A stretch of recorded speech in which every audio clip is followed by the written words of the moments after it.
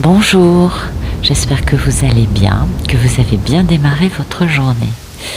Alors aujourd'hui on commence avec les méditations tibétaines. Après ça, un petit oracle Tao de Mahadeva Padma.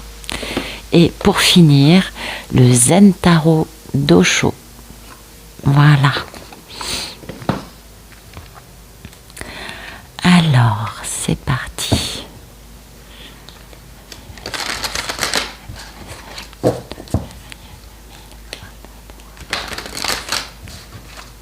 Aujourd'hui, c'est une journée importante, portail énergétique.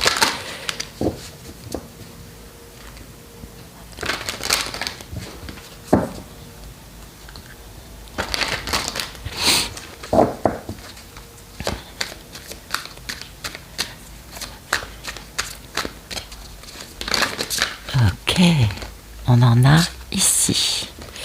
D'autres? Non, c'est bon. Alors, aujourd'hui, l'état d'esprit, vous ne séparerez pas... Attendez, je vais mettre mes lunettes, j'y vois rien. Ah bah oui, ça commence bien, tiens. Alors, vous ne séparerez pas votre être du reste, mais vous réunirez l'océan à la goutte et la goutte à l'océan. Ah, c'est intéressant ça. Je l'avais jamais vue celle-là. Alors, je ne sais pas si vous connaissez cet océan d'amour inconditionnel, si vous l'avez ressenti un jour ou pas. Personnellement, je l'ai vécu, de me sentir tout à coup une goutte qui faisait partie d'un grand océan d'amour inconditionnel qui dépassait un peu l'entendement. Hein. Et puis, après, je faisais partie d'un truc qui était plus grand que moi, mais qui était immense.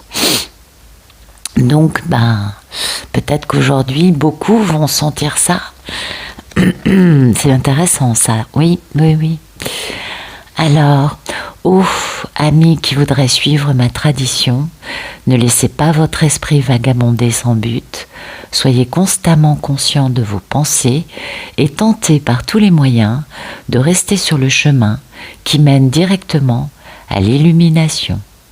Ah ça c'est tout à fait ça. Hein. Donc, comment vous dire? Le cerveau, on a l'impression qu'on est très intelligent et que on utilise notre cerveau, bla bla bla, grand penseur, enfin vous savez comment c'est, un télo. Sauf qu'en fait, attendez, je reviens. Alors bon, il n'y a pas que le côté intello, il y a aussi le fait de croire que toute pensée émanant de notre cerveau est intelligente et vaut la peine de, vous voyez, on le laisse vagabonder. Oui, il vagabonde. Alors que quand on est conscient de nos pensées, quand on est en pleine conscience, alors là on arrête nos pensées, mais c'est naturel, c'est pas un processus qu'on s'impose, c'est pas de l'autodiscipline. Pleine conscience, c'est différent. Mais si vous voulez, c'est les 4, mais il y en a 5 accords Toltec, d'avoir des pensées propres, d'avoir une parole propre, vous voyez, d'être quelqu'un qui ne laisse pas ses pensées le salir, le parjurer, avoir des pensées qui sont pas très lumineuses, pas très non plus futées, eh bien, ça nous ternit, ça nous salit. Enfin bon, je vous apprends rien. Voilà. Je pense que vous le savez. La mort est arrivée maintenant, et à travers cette mort, je vais étreindre l'état d'esprit éveillé, en même temps que son discernement et sa compassion. Je fais ainsi pour être capable d'en faire profiter tous les êtres doués de raison, qui sont aussi nombreux que l'espace est grand. Voilà. Je crois que ça se passe de commentaires.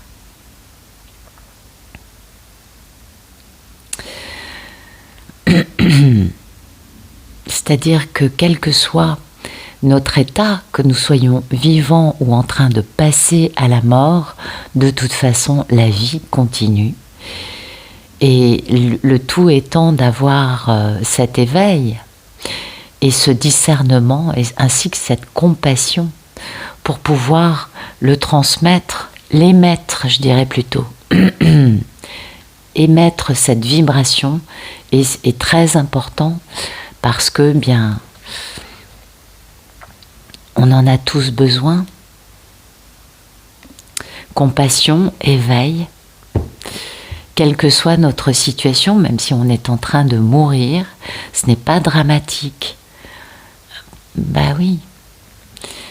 Mais vous le savez d'ailleurs, certaines personnes à l'approche qui savent qu'elles vont mourir sont au contraire très zen, très tranquilles, très en paix avec ça. Ça ne les... Vous voyez, elles ne sont pas dans un état d'esprit de peur, de... Comment dire, sans aucun discernement, sans aucun éveil. Ça dépend bien sûr de la vie spirituelle que la personne a pu mettre en place, de la philosophie, de la sagesse, de l'éveil que la personne a pu mettre en place dans sa vie auparavant. Alors, on continue avec le Tao. Merci.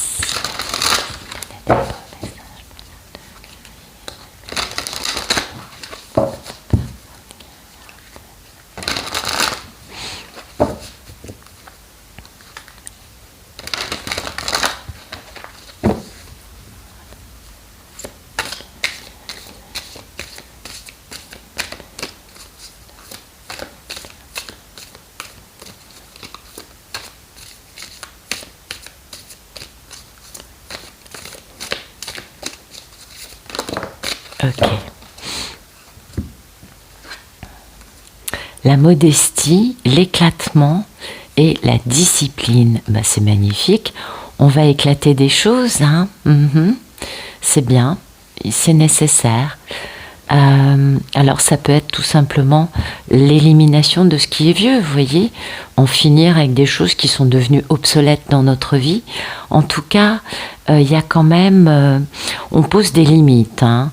On met en place une stratégie et on prend le taureau par les cornes, hein. La discipline, c'est ça, c'est-à-dire qu'on en a ras le pompon d'une situation qui nous fatigue, vous voyez. Ça peut être très varié, chacun verra en quoi dans sa vie c'est comme ça. Et du coup, on met en place un cadre en disant « Ok, ça suffit, ça suffit. » Hop, je pose des limites, je me respecte. Et du coup, en posant ce cadre, cette discipline, eh bien, on va se séparer, on va abandonner, on va éliminer tout ce qui n'a plus lieu d'être dans notre vie. Parce que c'est détérioré, parce que ça nous détériore peut-être, tout simplement parce que c'est devenu quelque chose qui n'a plus de raison d'être, ou quelqu'un, peut être beaucoup de choses, hein, on est d'accord, qui n'ont plus de raison d'être dans notre vie.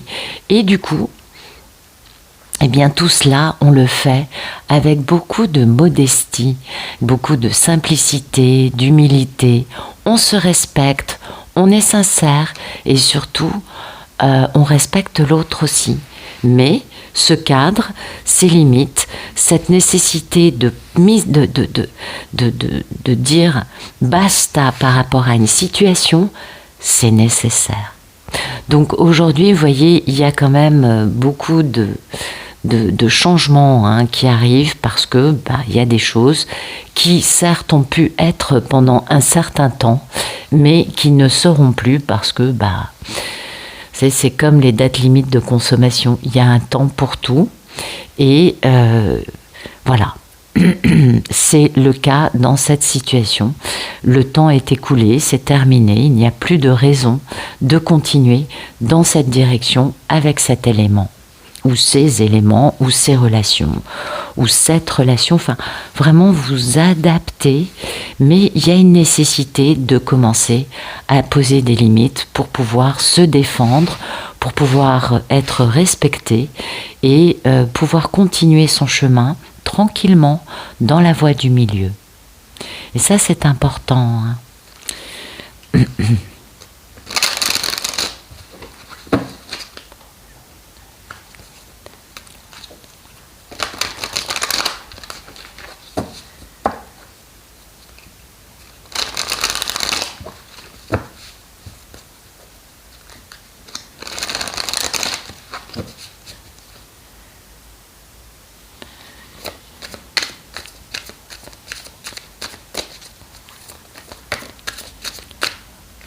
Voyez, c'est intéressant qu'on ait ça quand même. Et oui, la morale, hein. Peut-être que c'est ça, cette discipline, ou peut-être que c'est ça qui va être viré, dégagé de notre vie. Oui, parce que vous voyez, l'idée c'est quand même, hein, d'être patient, d'avoir confiance en soi, d'être, on le voit, cette figure est très épanouie, elle est très connectée, elle est très lumineuse. Et aujourd'hui, peut-être que cette figure, peut-être que notre état d'esprit, c'est j'ai confiance en moi, je sais où j'en suis dans ma vie. Donc, tout ce qui est de type, comment vous dire, moral, hein, comme on voit là, peut-être que ça nous fatigue un peu. Peut-être que c'est aussi nécessaire aujourd'hui pour pouvoir éclater ces situations et ces relations qui n'ont plus lieu d'être, de poser cette discipline qui va bien avec la morale. Du coup, vous voyez le côté... avec un côté un peu rigide entre le bien, le mal, vous voyez, on pose un cadre, c'est un peu la même idée quand même, hein. Tout ce qui est bien, tout ce qui n'est pas bien, vertu, non-vertu, acceptable, inacceptable, moral, immoral, vous voyez.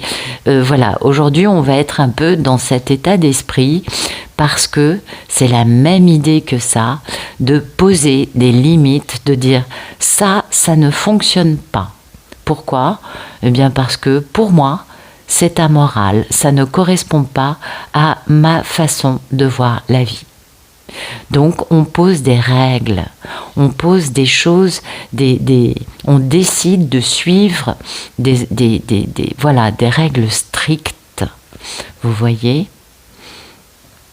Alors oui, il y a un côté jugement de valeur qui est peut-être un peu pas très correct, mais et il y a un petit côté emprisonnant, on est d'accord. Sauf que finalement, en posant ce cadre, ça nous permet de nous dégager, hein, de choses qui ne nous conviennent plus. Ou alors, autre option, il y a plusieurs options. Soit c'est ça, soit c'est, comme on a repris confiance en nous, on est beaucoup plus capable de voir combien une personne ou des personnes dans notre entourage, ou combien nous-mêmes, tout simplement, le conditionnement de la société, on est bien d'accord, nous sommes dans une prison qui nous emprisonne, qui nous conditionne, pour nous empêcher de trouver la vérité dans notre cœur. Ça c'est bien, c'est pas bien, ça se fait pas, bla bla bla. Et du coup, comme on fait un état des lieux et qu'on reprend confiance en nous dans une belle sérénité, on le voit bien, l'état d'esprit est serein. Du coup, on est capable de voir en quoi ce conditionnement, ces jugements de valeur, nous empêchent, nous limitent pour découvrir la beauté et la divinité qu'il y a en nous. Ouais.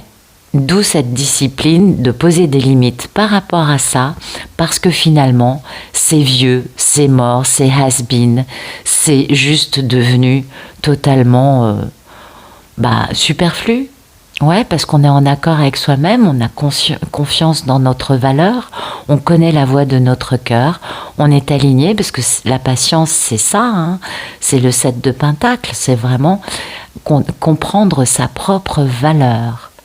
Et ça s'apparente tout à fait à la modestie, hein, parce que c'est humble, un 7 de Pentacle, c'est pas opulent, ça n'en fout pas plein les yeux, c'est simple, mais ça reste à sa place, et du coup c'est tout à fait capable de poser des limites par rapport à des choses qui sont devenues plus du tout nécessaires pour que l'on puisse vivre dans cette société. Allez, on continue, on va voir s'il y a d'autres messages pour aujourd'hui. En tout cas, c'est des messages super intéressants, je trouve. Ok, très bien. Maturité, mentale, renaissance. Voilà, vous voyez, c'est la même idée.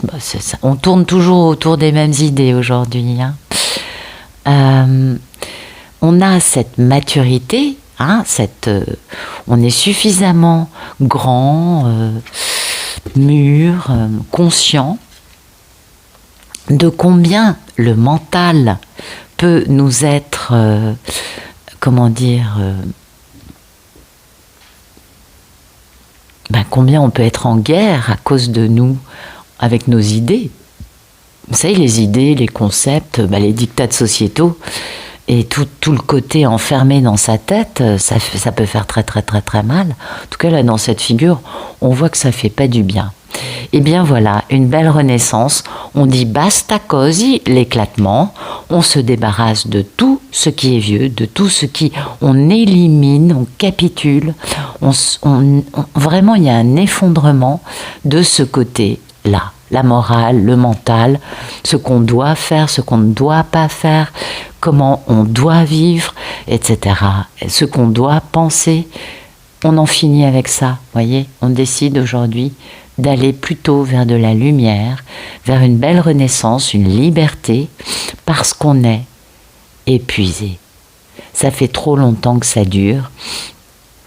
Et ce qu'on veut, c'est justement aller vers une belle paix intérieure, une belle compréhension, vous voyez, parce que c'est too much. Vous voyez, il y a de l'épuisement, il y a de la répression dans la tête. Ce que veut la personne, c'est réaliser son rêve. Ça, c'est la carte des âmes sœurs, de la nostalgie et de la réunion. Réaliser son rêve avec la reine de l'amour inconditionnel. Voilà, parce que ce sera le timing divin de le faire. Bon, écoutez, je pense que vous avez compris un peu de quoi il s'agit. Là, ça nous parle de polarité masculine qui n'en peuvent plus de leur vie, qui ont besoin d'éclater des choses pour renaître, qui sont suffisamment mûrs, qui ont compris suffisamment de choses dans leur remise en question pour bien comprendre que leur prise de tête, vous savez, leur culpabilité, leur remords, leur regret, ce qui les tient éveillés la nuit, il faut en finir, il faut éclater tout ça en posant un cadre, parce que ça fait trop longtemps que ça dure, qu'en fait, tout ce qu'ils rêvent de faire, c'est d'aller faire une belle déclaration d'amour, mais les pauvres, ils portent un fardeau très très très très lourd. Il faut en finir avec ça. Et quoi de mieux pour en finir avec toutes ces choses qui empêchent si ce n'est justement en allant vers une réunion avec la femme qu'on aime. Parce que ce sera le bon moment, le timing divin, d'avoir le plus grand succès du tarot. C'est dingue, c'est beau ce qu'il y a. Plus grand succès du tarot, bonheur, joie, harmonie. Et achèvement, vous voyez, on met la dernière pièce du puzzle, la compréhension est totale, et là, on est complètement dans la joie, le bonheur, l'harmonie. Donc là, pour cette histoire-là, c'est beaucoup moins loin que d'autres matins. Ouais. On a juste quelqu'un, vous voyez, qui n'en peut plus, qui est épuisé de se réprimer dans sa belle déclaration d'amour, dans sa compréhension de l'amour. C'est compliqué de décadenasser son cœur, vous le savez.